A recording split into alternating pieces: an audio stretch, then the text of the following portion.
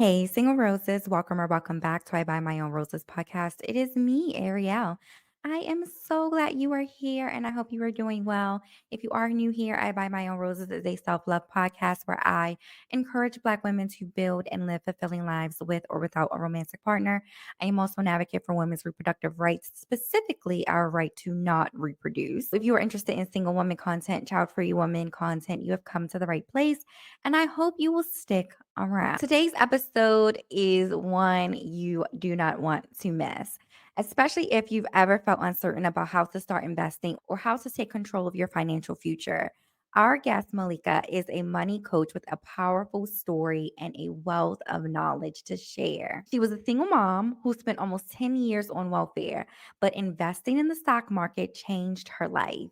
It was a tool that led her to build a multi seven figure investment portfolio, achieve financial freedom, and retire early in her 40s to slowly travel the world. Now she loves helping other women learn how to navigate the stock market and invest with ease. This conversation is so important because financial freedom can be a game changer, especially for us single child free women who want to live life on our own terms. Investing doesn't have to be intimidating, and Malika is here to show us how to take those first steps towards financial security and freedom. I hope you all enjoy this episode as much as we enjoyed creating it for you. And you will be able to find all of Malika's links in the description box. Let's dive in. Hi, Malika. Thank you for joining me. It is so nice to have you here. Hey, hey, hey. I am so happy to be here. I love what you're doing. Thank you. Can you start by sharing a little bit about your journey from being a single mom on welfare to building a multi seven figure investment portfolio? Yes, I became a mom when I was 17 years old. I was graduating high school my senior year. I actually walked across the stage 9 months pregnant. So I spent the first introduction to adulthood being responsible for a whole nother human being. Of course, I didn't have the financial means to take care of myself, so I turned to support from our government. And I was on welfare for almost 10 years. And, I was doing the robbing Peter to pay Paul, doing the struggle, trying to make it work, going to school. My first attempt at going to college, I flunked out. I just had so much going on. I just wasn't mentally ready. But I did eventually go back to school and was, doing my thing, thought I was getting better, working on my degree, working a little part time job, still barely making ends meet, but thinking I was doing okay. Had one of those annual recertification appointments at the welfare office with the social worker, and that appointment was the turning point that changed the trajectory of my life. The social worker, in an attempt to do her job, she was trying to encourage me to get off welfare because I had been on welfare for several years by then. And she basically implied that I wasn't taking care of my child. She wanted to know when I was going to get a job. Not to mention the fact that I was in college trying to earn a degree. So when I did get a job, I could actually earn real money and get off of welfare and stay off of welfare. But I guess none of that mattered. And when she said that, you need to get a job and take care of your own child, her words still to this day, it stops me in my tracks because it reminded me that I was just another statistic. I was just another single Black woman on welfare who didn't have the financial means to take care of her child, regardless of all the other things I was doing, regardless of all of the steps I was making, regardless of my efforts to try to get off welfare. None of that mattered. First, I was hurt. I cried in her office because I I thought I was doing good and I'm a good mom. I am taking care of my daughter. What do you mean? It hit me. I understood what she meant. It was the financial aspect. So my shame, the hurt, the shame, all of that just culminated into anger. And I decided at that moment that I was going to get off welfare. And when I got off welfare, I was never, ever going to rely on anyone for financial assistance again, ever in my life. And that's how my journey began. After that point, when did you start getting into investing? How did you even come into knowing that investment was a good route for you? It was a while later. I was mainly just focused on completing my college degree so I can get a decent job paying a real salary that could get me off of the welfare rolls. So when I completed my degree, I ended up applying for a job that relocated me to another state. And that job recruited college graduates from all over the country. And it was a very structured training curriculum that was involved in developing us for the career field.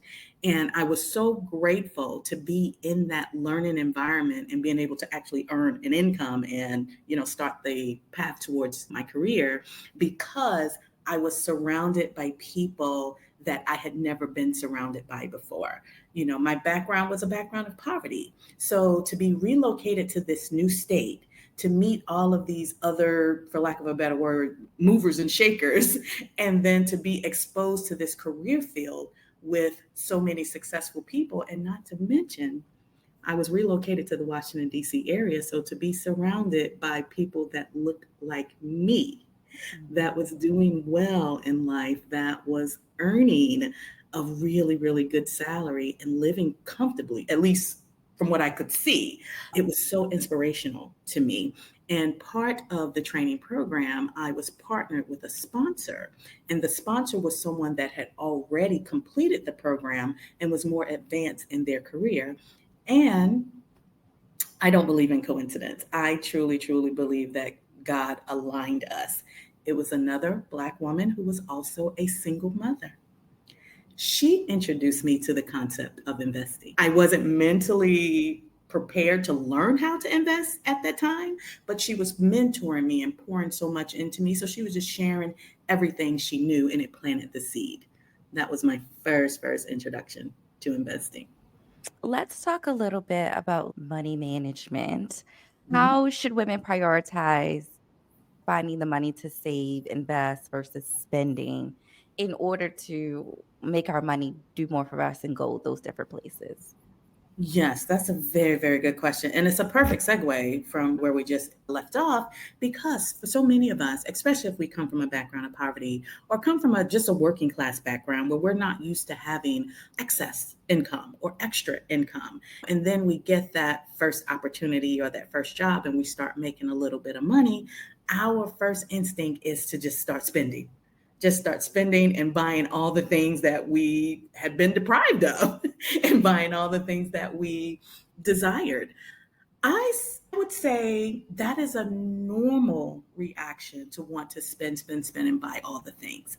However, at some point, we have to recognize when we are spending more than we're earning, because that's what leads to the domino effect of debt, right? And debt is the one thing that ruins your wealth building ability. Consumer debt, I should say. It ruins your opportunity to build wealth. So to specifically answer your question, the first thing that I think we should be aware of when we are talking about money management and starting to save is we need to be aware of where our money goes. Because a lot of times we spend, I won't say frivolously, but we spend mindlessly, or we spend on things that we think we deserve. Oh, I work hard, so I deserve this. Or let's say you have a stressful job and, after work, you stop by the store or you have happy hour with your friends, and the little things that you do, you think you're not spending a lot, but those little things add up. So the very, very first step in money management and gaining control of your money is knowing where your money goes, not guessing, oh, I think I only spend $500 a month. Where if you knew where your money goes and you actually took the time to track for like 30 days or 60 days, you might realize that you actually spend $750 a month on whatever that category is. So that's, I think, it's the first step, knowing where your money goes. Okay. My grandmother says that a lot too. She's like, you need to pull out pencil and paper and do the math. Look at it and to see where the money goes. I know I've definitely had those issues where I've went back and looked. And the money's there. It's just I've spent it on coffee and drinks. Exactly, exactly. It's the awareness. I personally use this free app called the Every Dollar app, and I use that to track my expenses. And because we all walk around with this little mini computer in our hands all day, so just download the app on your phone and track your expenses for about a month. I promise you, it'll be an eye opener. You will be surprised about where your money really goes. And in addition to that, what are some of the other money mistakes you see young women making that can hurt them in the long run? And how can we avoid some of those mistakes? Yes, I think the biggest mistake that young women make is thinking they have time to do things later, putting things off for later. Many people associate investing with retirement. Investing isn't only for retirement, investing is for living. Investing is also for right now. So when you associate investing with retirement, and especially if you're young, you're in your 20s and your 30s, you think, oh, retirement is so far away. I don't need to worry about that right now. So they put off investing and they put off learning how to invest, thinking they can take care of it later or they can start investing later.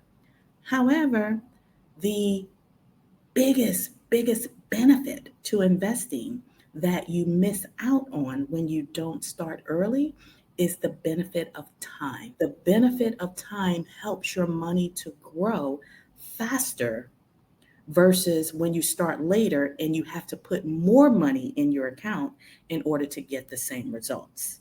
So the earlier you start leveraging the power of time, your money will compound for you so you don't have to invest as much. That's a good segue into my next question, which is what is investing? In just like the simplest terms, it's such a broad idea for so many of us. Mhm. So, what is it? And then how is it different from, let's say, trading, or is there a difference there? That is such a great question. And I am so glad you asked.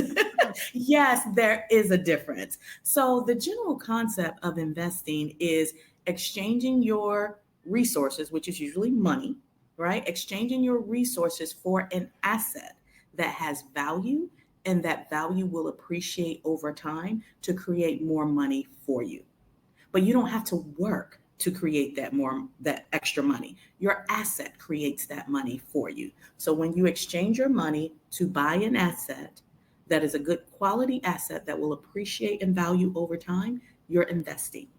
Okay. And the main distinction between investing and trading is the time aspect. So investing is more long term. You're buying an asset like when you buy shares in a company, you're buying ownership in that business. When you buy rental property, you own that house or that building, right?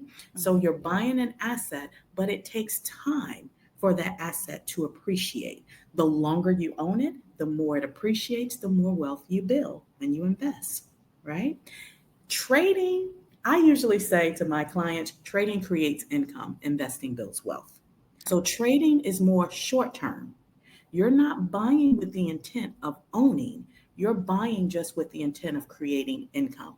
So you're buying and selling in a very, very short time frame because you just simply want the benefits of that income.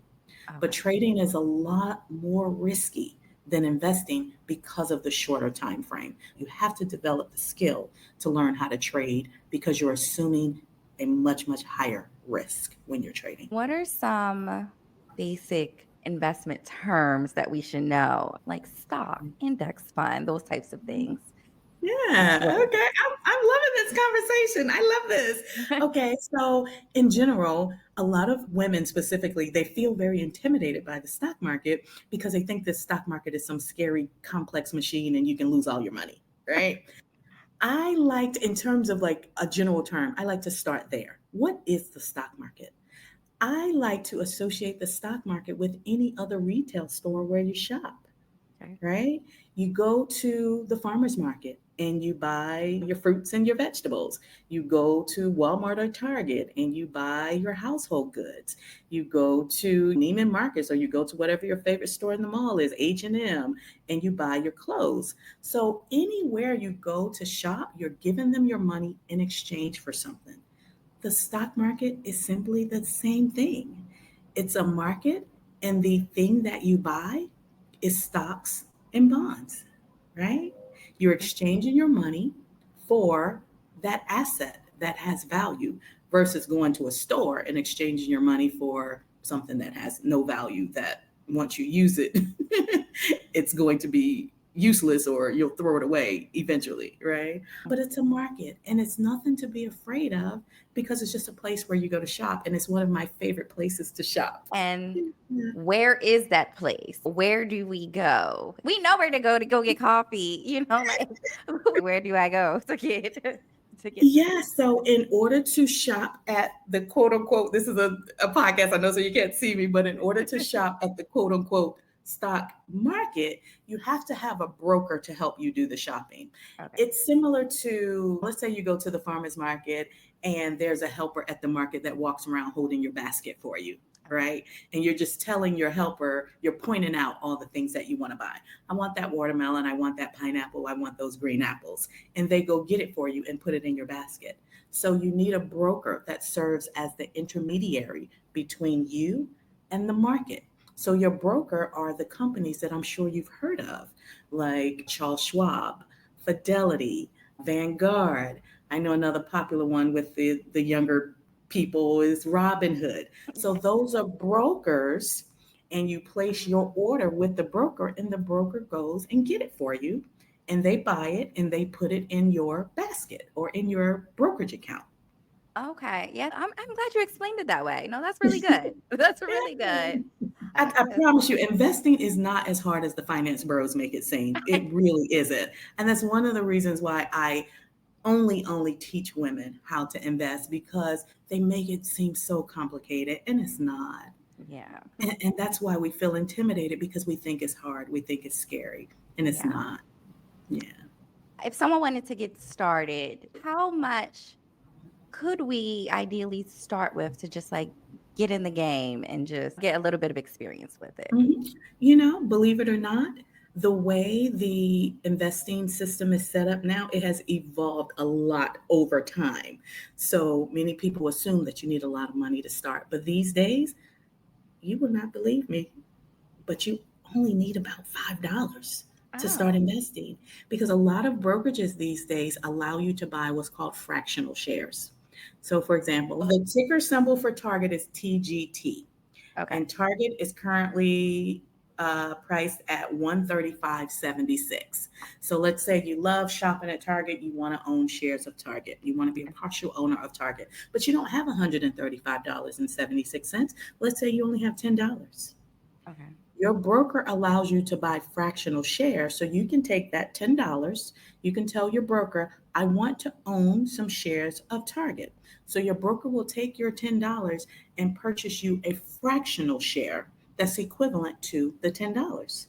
So TGT will be put in your basket, but you won't own one whole share. You'll own the fraction of what $10 can buy.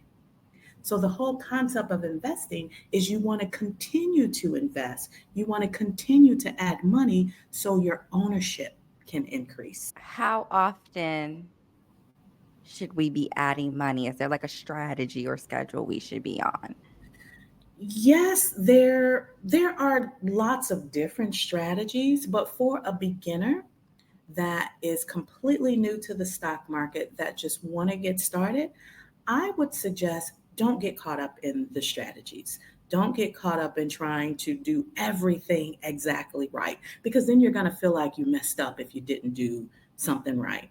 The best thing for a beginner to do is just to get started. Just get started. Let's say you get paid every 2 weeks, and out of your paycheck, you only have about $10 to $20 to spare. Invest that $10 and do it every 2 weeks if you can. But if you can't do it every paycheck, that's okay too. Don't feel obligated to do it on a fixed schedule. If you can only do it once a month, that's okay to start. because the important thing is starting. Is investing is like a muscle you build over time. Get started and then continue learning, and then you can adjust the strategy or the method or the schedule that you're using. You don't have to do everything right out the gate, but there are lots and lots of strategies that you can use. I just don't want a new investor to think they have to follow a specific strategy or a specific regimen in order to do it right. That's simply not true. Just start. When we're picking our first stock, stock to invest in, how are we picking that? Are we just doing kind of like what you and I just did? Oh, I love Target. Let me pick Target. Or is there a way that we can evaluate to decide what to invest in first? Yeah. So I would say for a beginner investor, in order to manage your risk, I think the best asset for you would be what's called a broad based index fund. So, the stock market that we just talked about, the visual I gave you, looking at it as a market, right? So, imagine walking into the grocery store, and there's different sections of the grocery store. There's the produce section, there's the meat section, there's a frozen food section, and there's that big section in the middle with all the non perishable stuff in packages and boxes, right? So the stock market is organized in the same way. There's different sections. We call them sectors, right? But then the major sections of the stock market are called the indexes. The indexes. So the major three indexes in the stock market is the S&P 500. I'm sure you've heard of that. Mhm. That's what everyone talks about when they're referring to the stock market. So the S&P 500, the Nasdaq, which is mostly tech stocks, and then you have the Dow Jones. That's usually what I refer to as the granddaddies of the stock market, all the really, really stable old companies, right? So an index fund is a fund, a basket of stocks that you can invest in that tracks one of those major indices. So you can buy an index fund that tracks every company in the stock market. That way you don't have to worry about stock picking. You don't have to worry about doing any type of analysis or research or anything like that. You really can invest in a simple way. Okay. Or you can invest in an index that tracks the S&P 500, for example. That's the top largest 500 companies in the United States. So you don't have to stock pick. You can start out very simple by just investing in an index fund. That way you're getting exposure to all of the companies that are in that index. And Okay? you mentioned that investing is long term, Yes. but I'm wondering, is it something that can also be used? I'm not going to say short term, but maybe like medium term, for example, Mhm. for large purchases. So, for example, I have a home Mhm. and I want to renovate my home. My home is a part of my financial plan, or it's intended to be, but I Okay. want to renovate it and I want to pay for it. I don't want to have to like borrow money for the renovation. Could I invest and then use some of that money in some time to be able to fund something like a renovation? I would say it depends on your time horizon Okay. for wanting to renovate your home. I define the phrase long term as anything that's 5 or more years. Anything that's 5 or more years. So if your time horizon is less than 5 years, I would not suggest that you put that money into the stock market because the stock market is volatile, right? The stock market moves in cycles. Sometimes it's up, sometimes it's down. You don't want your money in the stock market for a goal that's a short-term goal because when that short-term time frame comes around, you don't want it to be during a time when the stock market is down, Mm, right? So let's say you have, I don't know, $5,000 that you want to invest for 20,000 renovation and you want to do the renovation in 2 years. If you put that money in the stock market in 2 years, that 5,000 may only be 4,000 in two I years see. because we may enter a bear market. I emphasize long term because when you have time, you can stomach the up and down cycles because over the long term, the stock market is historically up. Okay. but you need time on your side in order to factor in all of the ups and downs and the gyrations and the volatility of the stock market. When you focus on the short term, the outcome may not be what you desire because no one can predict what the stock market is going to do in a short term time frame, right? So if your time horizon is more than 5 years, then absolutely invest it. But if it's less than 5 years, I would not invest money that I would need in less than 5 years. That makes a lot of sense, and that does help with understanding what long term means. Because I think that's a part of why people look at investment and think retirement, because we do Mhm, hear that all the time, like, it's a long-term strategy, it's for the long haul, so it's mhm, nice to know that long term could mean 5 years and not just 50 years out. So, when mhm. I do have a portfolio or I've invested or have something, how often do you recommend that we check this? Is it something I should be babysitting on a daily basis? Or is it just like set it and forget it and every once in a while you check up? How does that look? The way I advise my clients, I say set it and let it bake. I Okay. never say set it and forget it because you should always know what your money is doing. Remember in the beginning when you asked what is the biggest mistake we make? We don't know where our money is going. The Mhm. same thing applies to investing. You should always know what your money is doing. So you set it and you let it bake. I track what's called my net worth. That's the total value of all of my assets minus the total value of all of my liabilities. So I track my net worth and I update it about once per quarter. So 4 times a year. So because I'm updating once per quarter, I do have to look at the value of my investment. So I do log into my brokerage account and look at the value of my investments to update my net worth once per quarter. When you're investing long term, you don't need to babysit your account. In fact, if you did babysit your account, you will drive yourself crazy because when the market is down, your stomach is going to be in knots and you'll be sick when you see red. So, no, don't look at it too often because your goal is long term, right? But you set it and let it bake. So, check in with your account occasionally. You don't have to do it as often as I do it, but I would say at minimum once per year, Oh, okay. right? At minimum once per year, but I do check 4 times per year when I'm updating my net worth. Okay. It's so funny that you mentioned driving ourselves crazy when the market goes down because I'm not even invested. But Mhm, anytime it's like in the red or, other people are going crazy about the mhm. market, it's alarming to me as well. I'm like, okay, or is this going to be like a recession time? Is everybody going to get laid off? Like, what's happening? Yeah. So you're right. I can't imagine if I had like money in it. And the media makes it even worse with their triggering headlines. The stock market is crashing. Makes you think the world is ending the way Yes. they write those headlines. And believe it or not, when the stock market is down, that's actually an opportunity to buy. Okay, because that means like things are a little bit They're, cheaper. they're on sale, like you No, I'm shopping in your favorite store. Let's say there was some jeans that you've been watching, some jeans that you want to buy, and those jeans cost $100. You're like, girl, I ain't paying $100 for them jeans. I'm gonna wait for them to go on sale.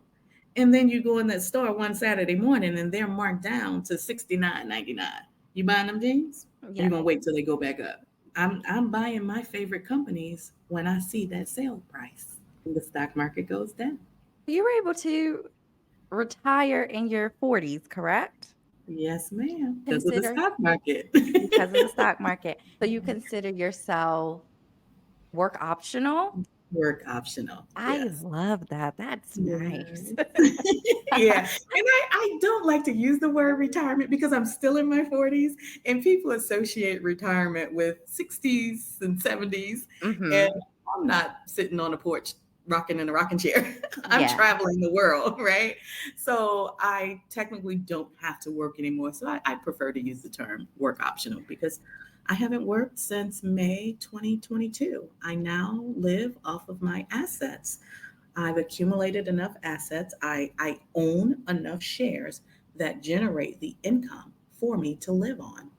So my portfolio earns more than the salary that I was earning when I left my job two That years ago. is that is amazing. I know one of my long-term goals is to be able to do that. I work remotely now, so I guess technically I could get up and go work from Panama for 2 weeks, but Mhm. it's not I don't know, it's not something I wanna do with another company. I know it's possible, but if I do wanna go to Panama for 2 weeks, I'm working on things that, bring me joy and my passion Right. projects like this and things like that. I don't wanna have to, like, log in from the beach. And that's one of the reasons why I try to help my clients reframe the way they think of retirement. That investing is not just for retirement, it creates options for you. Financial freedom is just simply options. I have the option to say, I don't want to work anymore. I have the option to say, I want to move abroad. Maybe not permanently, maybe just for 6 months or a year. I don't know. Let's go try it out, Malika. Okay. I hopped on the plane and came here. And I also have the option to choose how I spend my time. When you reached out to me, you said, I would love to have you on my podcast. I said, sure, let's do it. Did these days work for you? It was nothing for us to schedule it, right? If I Right. had a job, I would have had to say, oh, Ariel, well, I work these hours. I'm not available this date. I threw out some dates and you were like, yep, this works. Okay, let's do it.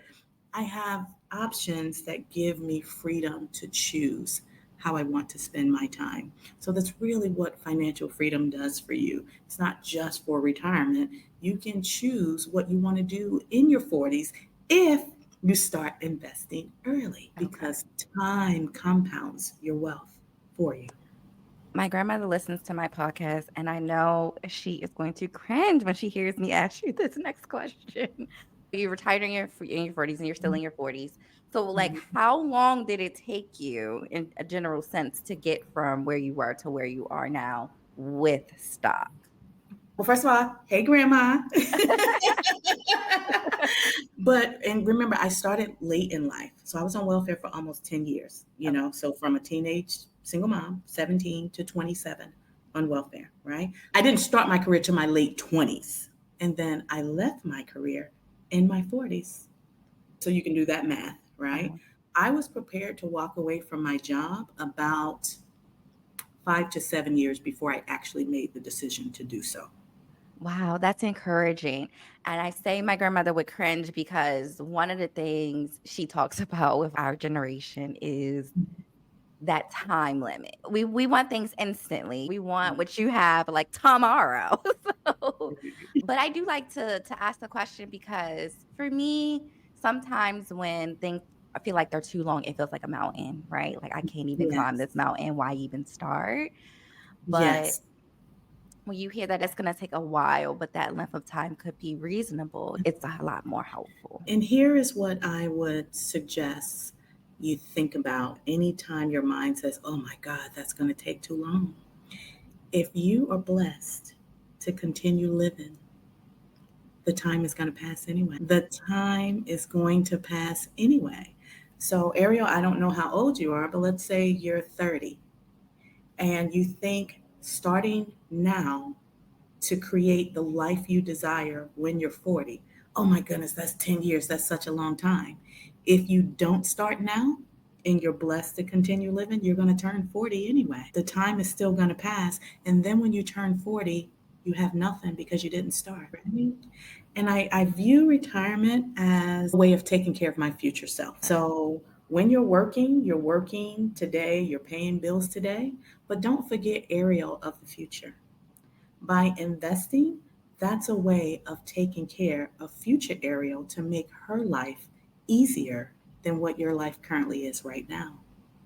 It's like loving on your future self. What's the phrase you use? You buy your own roses, right? Yes. You want to create an opportunity where you can continue to buy your own roses and love on 40-year-old Ariel, right? Yeah, that's good. Thank you for that. You mentioned Every Dollar app. Are there any other just, like, tools, platforms, apps, things that you would recommend that we take a look at? I am, and this is where I'm going to sound real old, even though I'm still in my 40s.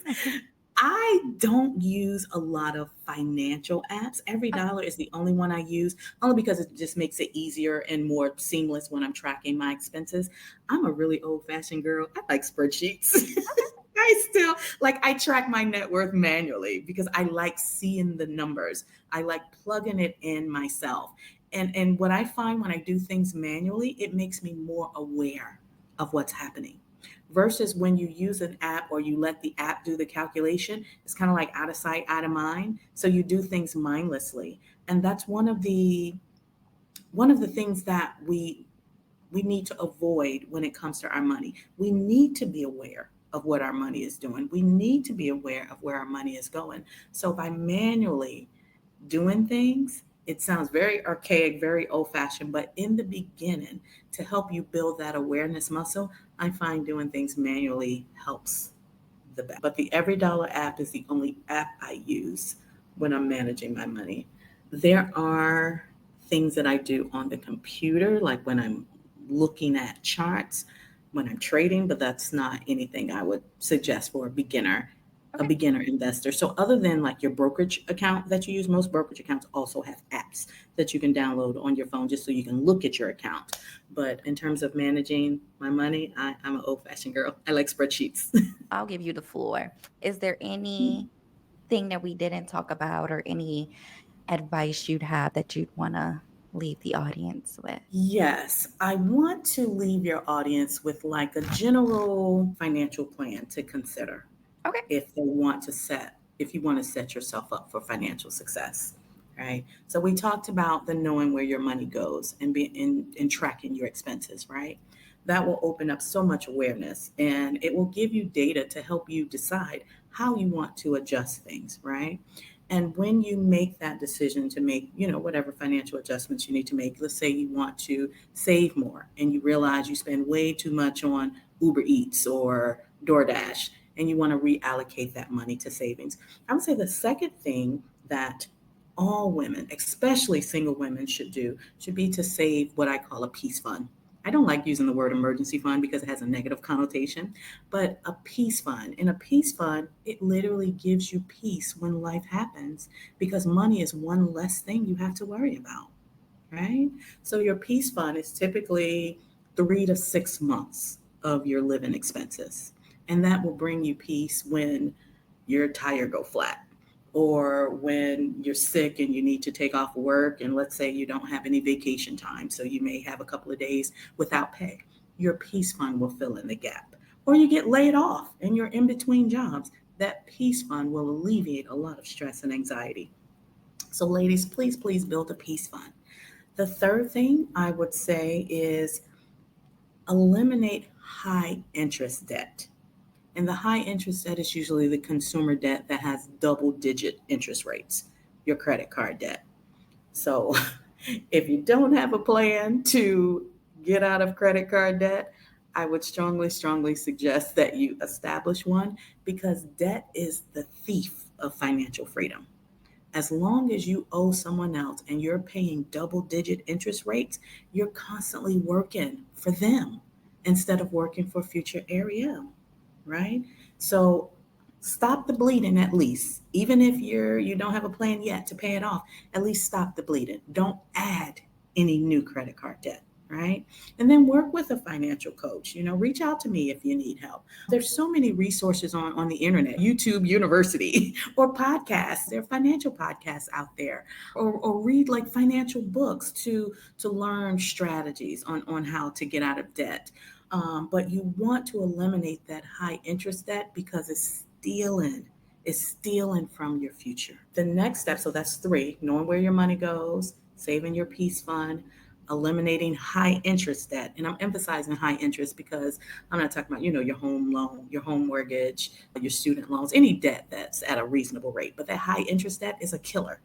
And then the next thing would be investing. Oh, And when you start investing, don't think you have to go all in and doing all the complex things that you see people talking about on social media.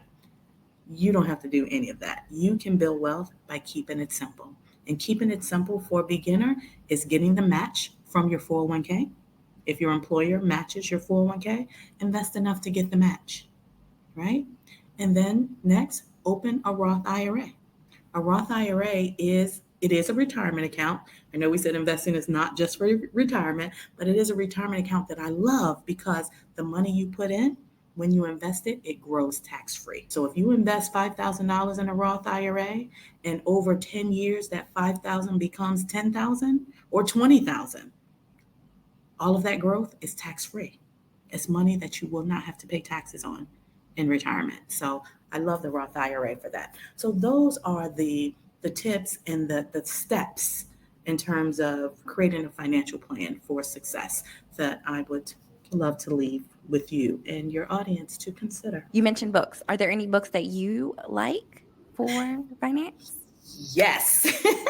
My absolute favorite book is The Simple Path to Wealth. I believe in doing everything with ease. Your money does not have to be complicated. It does not have to be hard. But a book called The Simple Path to Wealth, it is by J.L. Collins. That is a great book for a beginner investor Okay. because it helps you to see how investing can be so very simple and you can build wealth. I mean, $1 million portfolios by following a very simple path. And another resource could be following me on YouTube. So I do have a YouTube channel at Money Coach Malika. And I share all types of finance tips, not just investing. I primarily focus on investing, but I also have videos on, saving, paying off debt, traveling in an affordable way. So you can follow me on YouTube to get a lot of good resources. When you go to my YouTube channel, there's also a link to my Amazon storefront with the other favorite finance books that I have. But The Simple Path to Wealth is my absolute favorite. You also have a guide. I downloaded that as well, where you talk about the mistakes and how to avoid them. I'd encourage everyone to go over and download that guide for more assistance. Yeah, Uh, that guide is very, very important for new investors because so many investors they jump into this sea of investing and they make the most common mistakes because they want to do all the complex things. So I created that guide to first bring it to your attention those mistakes that are most often made and also to help you avoid the mistakes and if you've already made them help you to overcome them so you don't repeat them.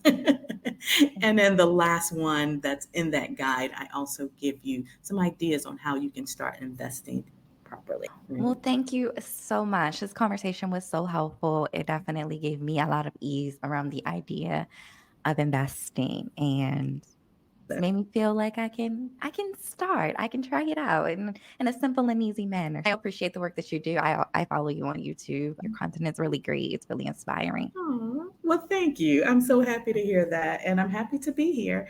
And I hope this was helpful. Thank